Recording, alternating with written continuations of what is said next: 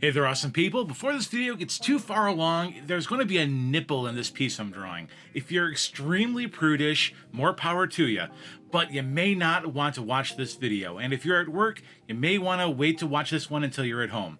For what it's worth, I'm not using the nipple to shock or arouse anyone. Quite the opposite, actually. It's purely to convey an artistic message, and by the end of this video, I think you're going to see what I'm talking about. Anyway, I'm, as always, the only mildly prudish Kevin Tracy, here with another Inktober drawing. This time, the prompt of the day is mindless, and unlike my previous piece that took several hours to figure out what I was drawing, this time I knew right away. I wanted to draw someone looking at Facebook. To be honest, I started thinking about this one as soon as I saw the prompts, and I had this cool idea where the prompt for ring, I would draw a couple getting married. Then for this one, I would draw a person sitting in front of their computer screen looking at the picture of the wedding on Facebook and then in the process of getting ready to click the like button. And yeah, I don't like mindless internet content. The internet should be a tool for us to share with each other the incredible gifts that we have, share our ideas, and inspire others.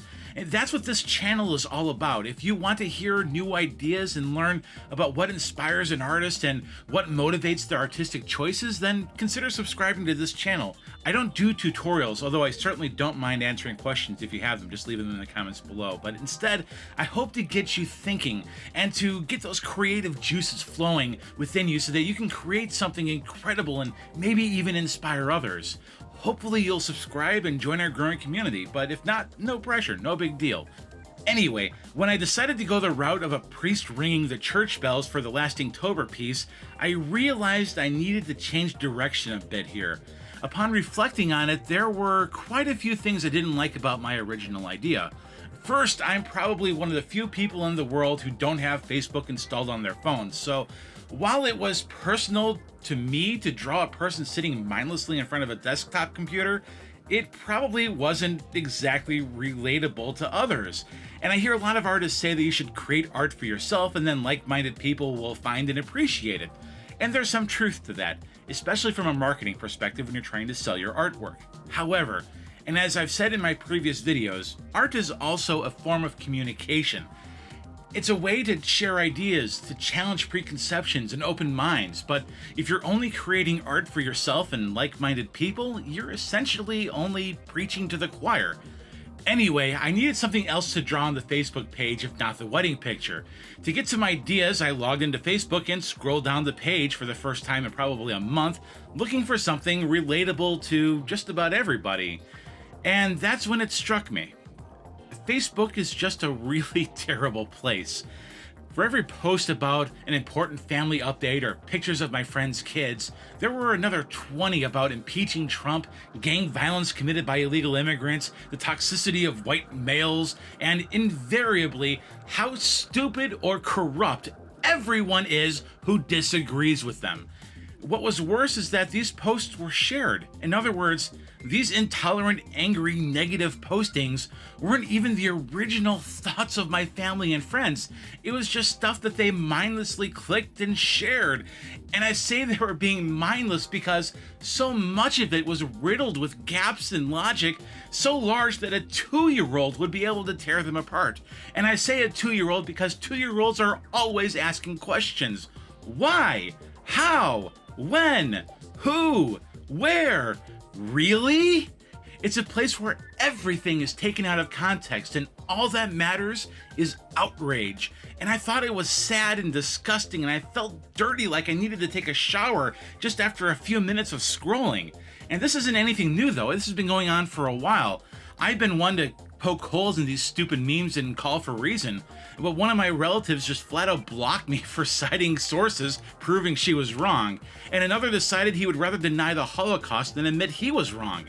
Eventually, someone sent me a message that said something along the lines of, arguing on Facebook is like playing chess with a pigeon. You might know what you're doing, but they're just going to knock over all the pieces and crap on the board. And while that's true, it hurts me some as someone who just loves and strives to understand the truth with a religious devotion, because in a lot of ways, truth is crucial to my Christian faith.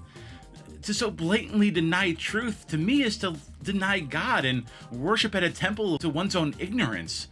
Anyway, after tainting my soul with a few minutes on Facebook, I decided to make this more relatable and show the subject looking at a phone and getting angry in the spirit of that mindless anger that consumes Facebook.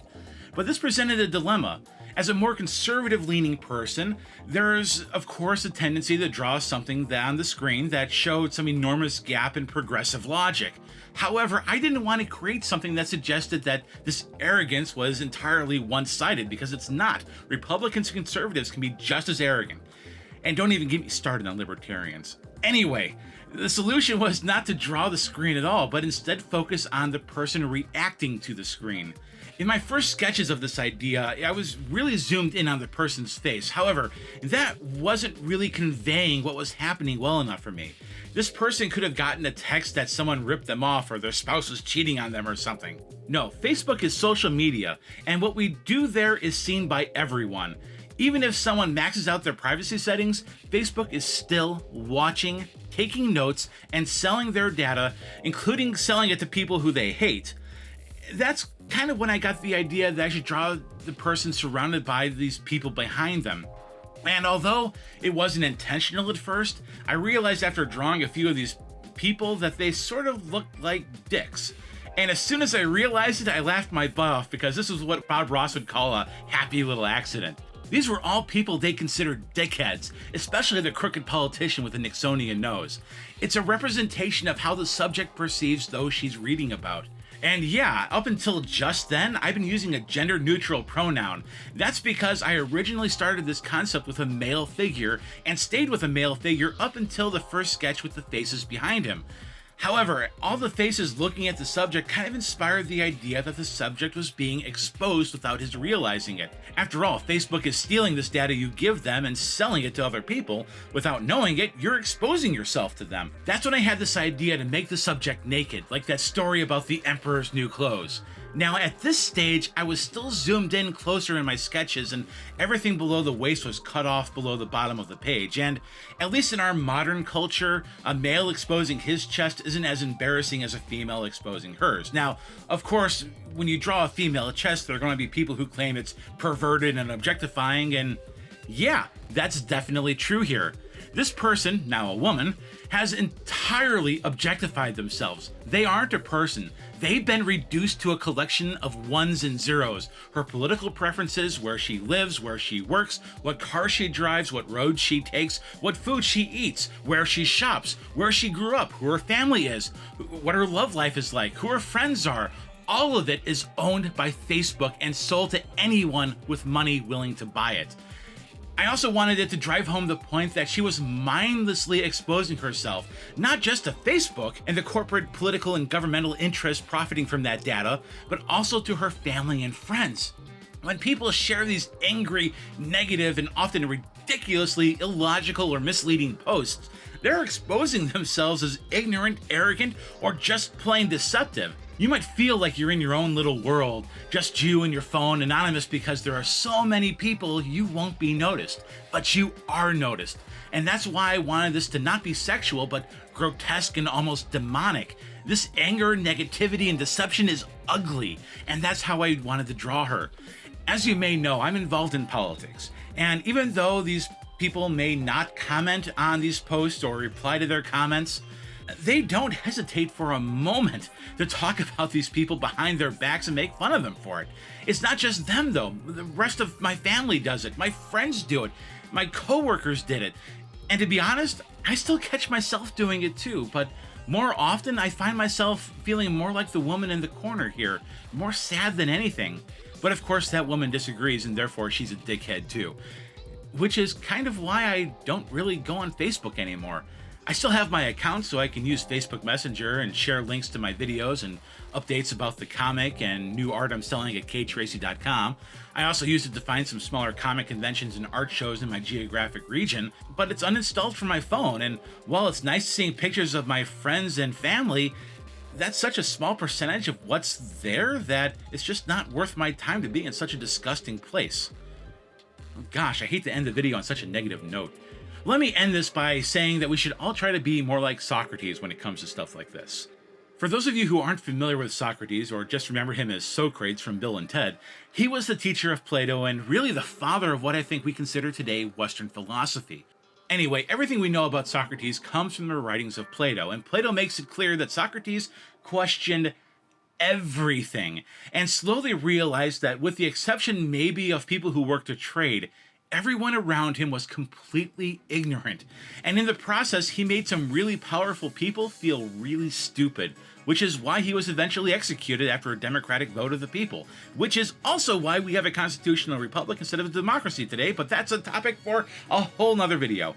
Anyway, while Socrates was still alive, he asked a friend to go to the Oracle of Delphi because he was too old to make the trip himself, and ask the Oracle who the wisest man in all of Greece was because Socrates desperately wanted to meet someone wiser than he was. However, the Oracle of Delphi said none was wiser than Socrates because Socrates knew that he knew nothing, whereas everyone else also knew nothing, but they thought they knew something.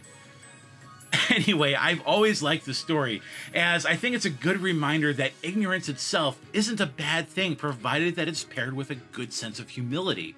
And it's with that sense of humility that I ask for your feedback. If you like the art, let me know by hitting that like button. And if you like the video, I try to produce new videos like this every week, and I'd love it if you joined our growing community.